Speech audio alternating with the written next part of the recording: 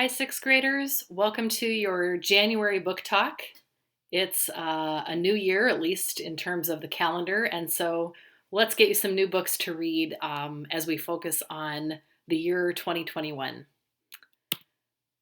Today, my first announcement is just about Read Club, and you may have already heard this announcement in your advisory, but in February, on February 10th, our newest Read Club meeting, whether you've been a part of it yet or not, is going to be a Hogwarts escape room. If you're a Harry Potter fan, you don't want to miss this one. Be sure to check in on Schoology over the next couple of weeks. There will be some more details coming out about what time to show up on that Wednesday, February 10th. We're hoping to escape Hogwarts in 30 minutes or less, and we would love to see you there. Whether you've been a part of Read Club or not, this is something you will not want to miss out on. So mark your calendars, send me a message on Schoology if you want to know more. We are ready to think about some new books and maybe some new reading habits for the year 2021. I saw a really great idea online the other day. Maybe you're thinking about how many books you want to read this year, how many pages you want to read per month, per week, per day. I loved this idea I saw, and that was someone's goal is to read 21 minutes a day because it's the year 2021. And I thought, what a cool idea to focus on 21 minutes, and what a manageable goal that is. So if you haven't set a reading goal for yourself, I challenge you to think about that one. The first book I'm sharing today is in realistic fiction called Count Me In by Varsha Bajaj. This story is the story of a girl who starts out not being friends with her next door neighbor. And in fact, the reason she doesn't want to be friends with him is exactly the reason a lot of us don't wind up being friends with someone. She sees this guy as being pretty rude, the people he hangs out with, she doesn't respect or care for either. And so the first impression she's had of him is really kind of a poor one. But her grandma starts tutoring him, and when the three of them start spending some time together, she is kind of relieved and surprised, honestly, to figure out that this kid is not who she thought he was at all. That first impression she got was actually wrong. And that's the story. Miss Rogers, our terrific sixth grade English teacher, read this book at the beginning of the year and volunteered to do a little book talk on what she thought about this book. So I'm going to let her tell you in 60 seconds what she thought about Count Me In. Let's take a look. Count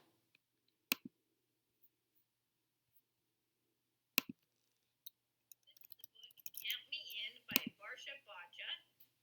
And it is one of those books that takes place where you switch from character to character. So one chapter is Karina, one chapter is Chris, and it goes back and forth, and the two stories combine. I will be honest with you. At first, this story I thought was just going to be a cute love story. They hate each other, then they get together.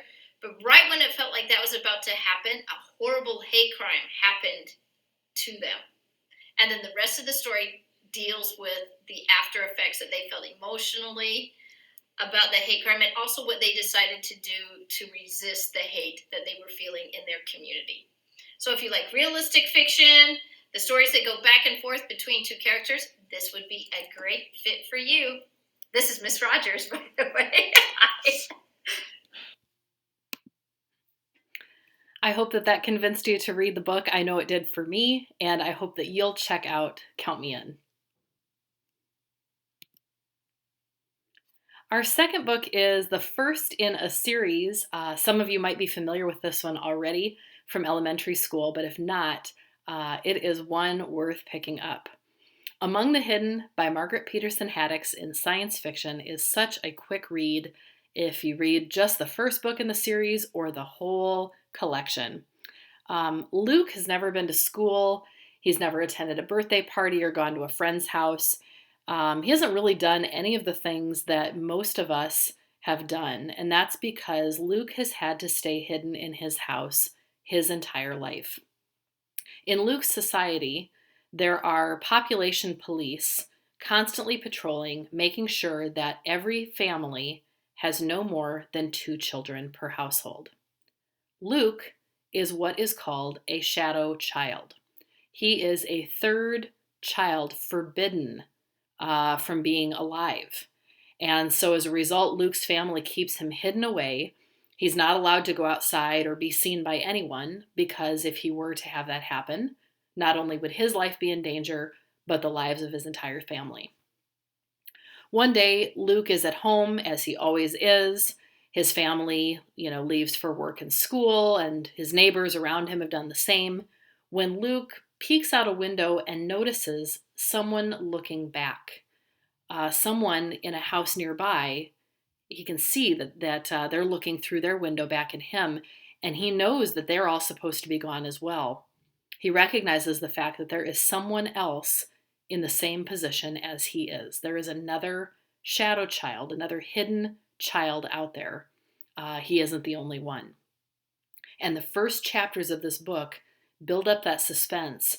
What is he going to do with that information? And that's where the exciting adventure of this series begins. Can't recommend this one enough for those of you that like the idea of what would it be like to have a world that's similar to our own, but something that would change everything. A small thing, but really something that would have such a huge impact. Among the Hidden, Haddix writes fantastic science fiction stories.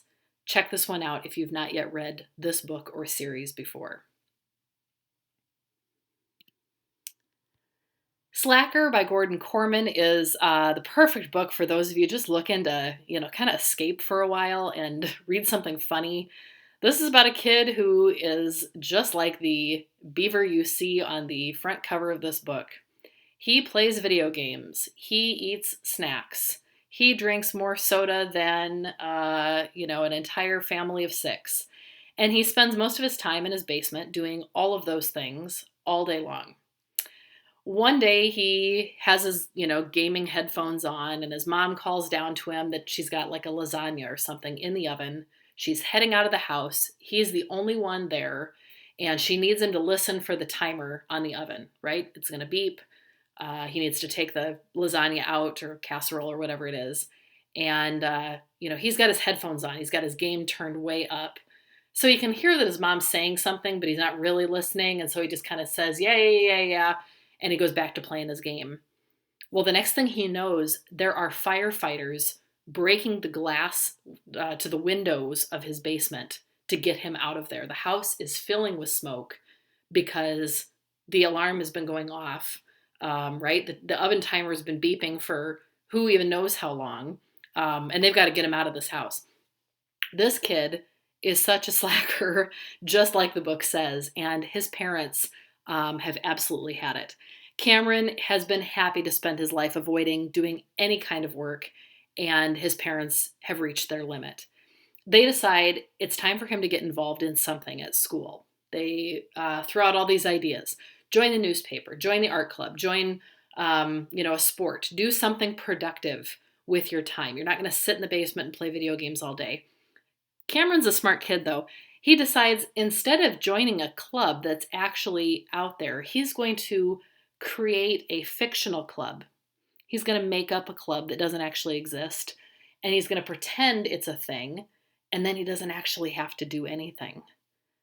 Problem is, he's so persuasive and convincing, other kids at school believe it's real, and suddenly Cameron has created a club, and he's the president.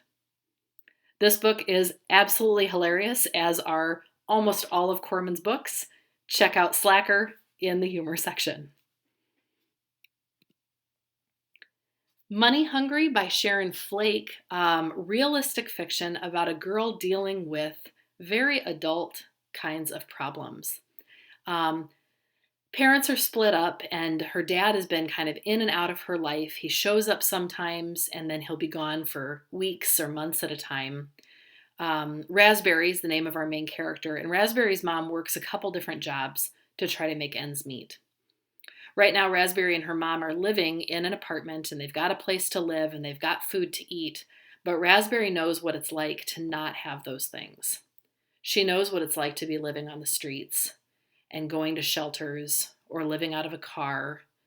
She knows what it's like to have to go to a friend's house and ask to stay there because she and her mom don't have anywhere to live for a while.